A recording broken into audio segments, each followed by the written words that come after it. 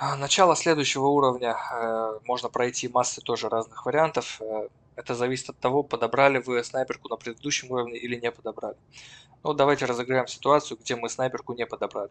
Если у вас мало хп, то вы можете разбить вот этот вот ящик, подобрать хилку. Здесь префайром убиваем этого врага и стараемся также убить вот этого врага за стеллажами. После того, как мы убили этого врага за стеллажами, вот этот враг с шотганом переключается на гранату и кидает гранату в нас. Именно поэтому желательно убить этого врага вот этого вот здесь, чтобы он переключился на гранату сразу же и кинул ее вот куда-то вот сюда, и мы от нее сразу же убежали, то есть она нам не нанесла урона. Давайте попробую еще раз. Здесь перезаряжаемся, на углу вот этого деревянного ящика делаем кувырок вправо, для того, чтобы конец кувырка приходился на... То есть, чтобы Макс оказался вот за этой колонной и взрыв гранаты не нанес нам урона. Убиваем вот этого врага с беретой, переключаемся на гранату. Здесь на стеллаже лутаем патроны для Инграма и гранаты тоже. И выходя с этих стеллажей, кидаем гранату где-то в потолок, для того, чтобы избавиться вот от этого врага с Инграмом. Так, избавился ли я от него или нет? Да, избавился, вот он, труп лежит. Так, это один способ. Теперь давайте предположим, мы снайперку подобрали. Вот она у нас снайперка. Как мы можем сделать? Сразу после окончания катсцены бежим налево и диагональный стрейф переходим, убиваем вот этого и вот этого. Только надо попадать. Да, очень важно, чтобы вы не попали вот в эти коробки, потому что коробки закроют врага от урона. Также делаем кувырок. Здесь проще, потому что снайперка шотает.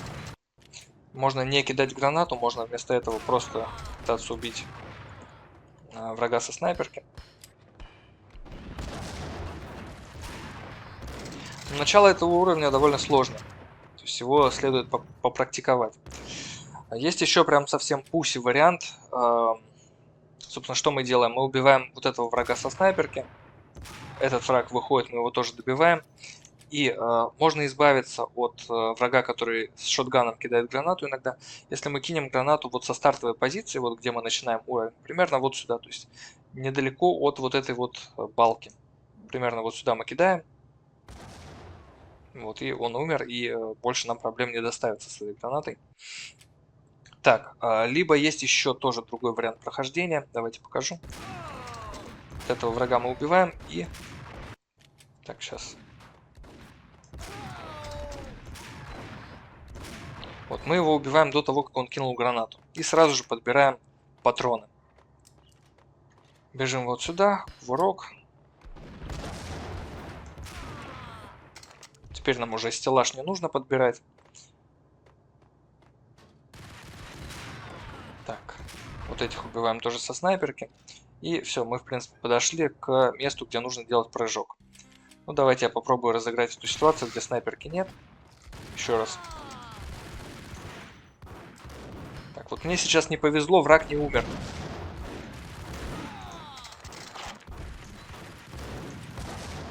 Но мне удалось пройти, не получив слишком большое количество урона.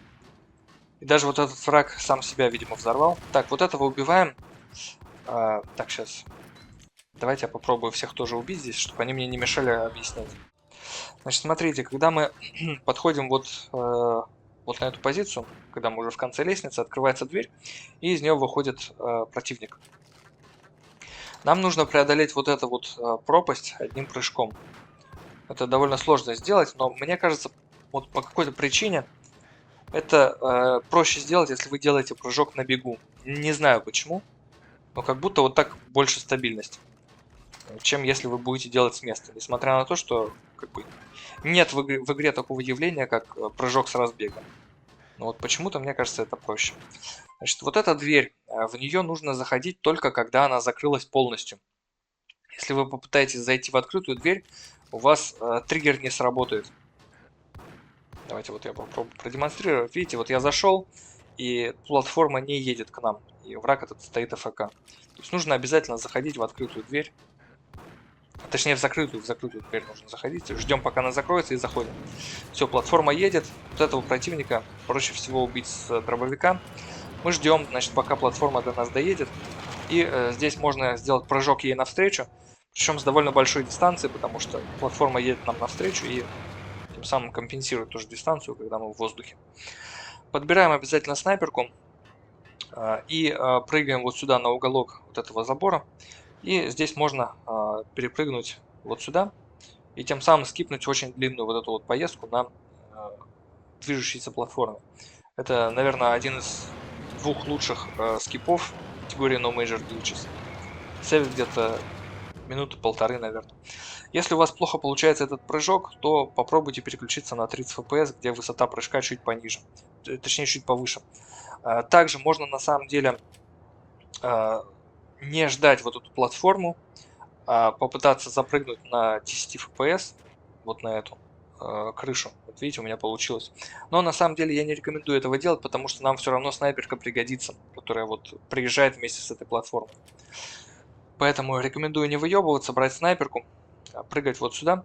Дальше, вот после того, как мы запрыгнули на уголок, делаем вертикальный прыжок, потому что иногда бывает так, что если вы делаете фронтальный прыжок, то Макс может застрять. Прыжок вертикальный, он у вас гарантированно не застревает. Падаем вниз, переключаемся на снайперку и на 30 FPS. Вот по вот этим крышам крайне желательно бегать в 30 FPS, потому что если вы будете бегать на 100 FPS, то Макс может застрять в полу. То есть он будет как бы... И также он может еще соскользнуть, либо он может просто застрять в текстуре пола. Поэтому лучше на 30 FPS. Так, бежим. Вот здесь вот этот враг сторожевой вышки. Его, в принципе, можно не убивать, экономить патрон для снайперки. Но как-то раз он меня все-таки убил, поэтому я теперь его не щажу. Вот. Но если вы его не убиваете, то я рекомендую здесь переключаться на 100 FPS уже, когда вот он нас увидел. Потому что на 100 FPS он в нас не попадает. На 30 FPS он может нас убить. Давайте я его все-таки убью. Ну вот видите, Макс тоже, как я говорил, на 100 FPS застревает. Поэтому лучше бежать по крыше в 30 FPS. Так, дальше. Входим вот в эту дверь. Здесь убиваем врага внизу. Вот здесь есть еще вот этот вот враг. Его можно убить вот отсюда. Но я на самом деле не рекомендую этого делать. То есть убиваем только вот этого. Потом убиваем вот этого со снайперки. И здесь мы, после того, как убили врага с диглом, переключаемся на двойные инграмы. Давайте попробую еще раз. То есть проще всего первую пачку врагов со снайперки убить, а вторую пачку врагов спреем с инграмов.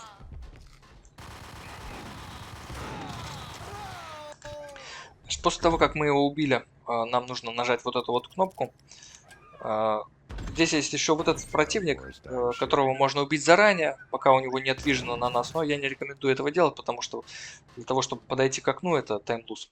Короче говоря, сразу же нажимаем вот эту кнопку, и у нас сейчас появится еще два противника, которые выбегут нам навстречу. Вот этот противник с дробовиком, его проще всего убить со снайперки.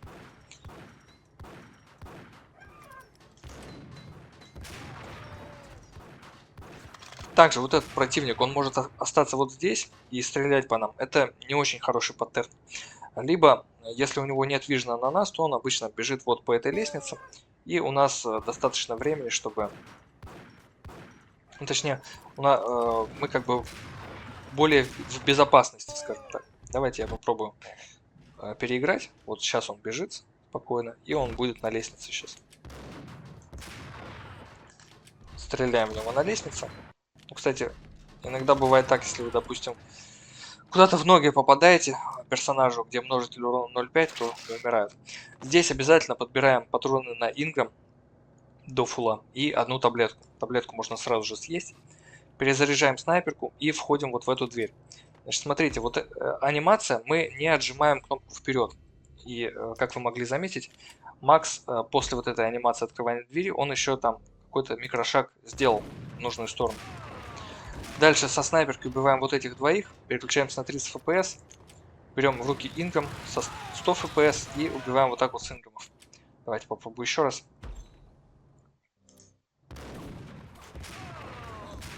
Здесь есть еще такой скипосик. Он сейвит 2,5 секунды, я его не делаю, потому что довольно сложно, во-первых, выцелить вот этого чувака, чтобы он нас не убил, пока мы здесь на заборе тусим. И, во-вторых, сам прыжок, вот, можно прыжком преодолеть вот эти вот, что это, коробки. Лучше всего это делать на 100 FPS, как ни странно. Меньше вероятность того, что вы застрянете в воздухе. И дальше можно вот так вот по заборчику пройти. Здесь, вот здесь внизу лестницы находится триггер спавна противника. То есть вы таким скипом еще и не спавните себе одного врага. Вот. Давайте я покажу. Вот он с обрезом. Но я говорю, скип этот довольно сложный, сейвит мало, поэтому я не рекомендую его делать. Так, Инграм, 30 FPS с запрыгиванием, чтобы не было анимации вот этого вот вскарабкивания. Здесь префайром. Здесь перезаряжаем Инграм, убиваем вот этого врага. Здесь вот этот враг может быть неприятен, потому что у него обрез, он может шотнуть. Можно префайром попытаться его вот так вот убить, но может не повезти. Более безопасный вариант это сделать кувырок, и тогда он гарантированно по нам не попадет, но напоминаю, что каждый кувырок это таймлуз. Значит, здесь открываем дверь, и пока дверь открывается, идет анимация открытия двери, мы берем здесь таблетки. Вот этого врага с гранатами игнорируем. И стараемся убить вот всех врагов вот здесь. Давайте еще раз попробую. Иногда бывает не получается всех убить с одной обоймы в инграме. Тогда лучше сделать так. Допустим, у вас не хватает патронов. Переключаемся на двойные инграма. Но это опять же, вот я говорю, опасно. Потому что... Так или иначе, мы обязаны вот следующую дверь открывать с двойными инграмами в руках. Сейвимся обязательно. Открываем дверь. И сразу же после этой катсцены я разворачиваюсь на 90 градусов, делаю кувырок. Чтобы босс по мне не попал. В кувырке я делаю сейв. Убиваем вот этого противника, вот этого. И немножко приседаю за вот этой вот коробкой. Для того, чтобы враг вот этот вот третий тоже пошел в мою сторону. Желательно, чтобы он обошел коробку вот с этой стороны, а не вот с этой. Это чуть-чуть удобнее. Дальше, вот здесь обязательно подбираем две коробки с патронами на Инграм. Здесь еще есть таблетка. Бывает так, что игра не дает вам подобрать вторую коробку, потому что считает, что у вас уже максимальное количество. Но так как мы вот в этой перестрелке потратили кучу патронов, на самом деле мы можем ее подобрать, если мы переключимся на какое-то другое оружие. Вот видите, после того, как мы подобрали все, бежим вот сюда. Босс переключается на молотов, и мы его убиваем. Также вот эти баллоны наносят ему очень большое количество урона. Иногда бывает так, что он кидает нас молотов, сильно дамажит, но это зависит от того, в какой тайминг мы начинаем по нему стрелять. То есть можно кинуть его в стан, и он не успеет кинуть молотов. При убийстве босса у нас также киллкам, то есть его нужно скипнуть, спамя кнопку взаимодействия. Дальше. Для того, чтобы закончить уровень, нам нужно открыть трюм и буквально в него чуть-чуть зайти. Но здесь есть куча ништяков, но на самом деле нас интересует только вот эта вот коробка. То есть прислоняемся просто к ней, лутаем здесь патроны на снайперку и одну гранату. Больше здесь ничего полезного нет. То есть вот эта вот кольт-команда, на самом деле его можно не брать. Даже, наверное, рекомендуется его не брать, потому что кольт будет у нас лучшим оружием. Соответственно, у нас... На кнопку выбора лучшего оружия мы не сможем выбрать Инграма, а нам это пригодится. Так, то есть еще раз, просто прислоняемся вот здесь, напрыгивать не надо, берем патроны на снайперку и бежим на выход. Вот здесь можно еще подобрать один пейнкиллер, перезарядиться, похилиться. Если есть молотов, как бы его можно просто выкинуть для того, чтобы он не мешал. Потому что иногда бывает, ест инпуты, и вместо гранаты, допустим, вам нужно будет переключиться на гранату, он может переключиться на молотов. Но, в принципе, это не обязательно, то есть это происходит не так часто в категории No Major Glitches. Так, выходим из уровня с гранатой в руке и скипаем комикс.